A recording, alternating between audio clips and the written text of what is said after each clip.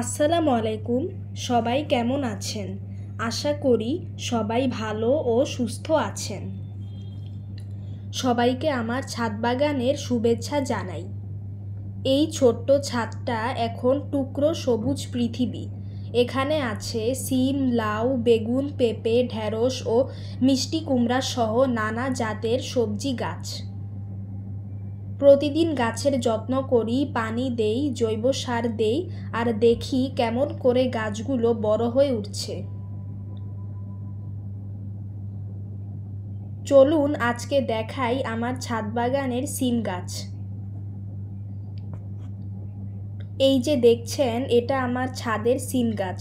শুরুতে ছোট ছোট কয়েকটা চারা ছিল, এখন দেখেন কত সুন্দরভাবে বেড়ে উঠেছে।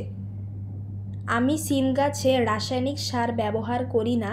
কলার খোসা ভিজানো পানি, পেঁয়াজের খোসা ভিজানো পানি, বিভিন্ন সবজি ও ফলের খোসা এগুলো দিয়েই যত্ন নেই।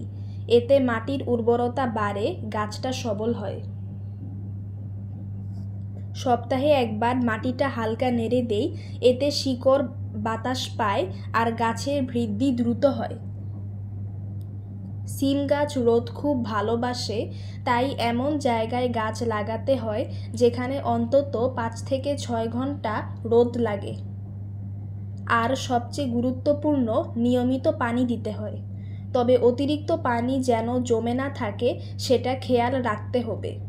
ছাদের বাগানে সিম চাষ খুব সহজ। শীতকাল সিম চাষের উপযুক্ত সময়। এই সময় আবহাওয়া ঠান্ডা থাকে, সিম গাছ লাগাতে খুব বেশি জায়গা লাগে না।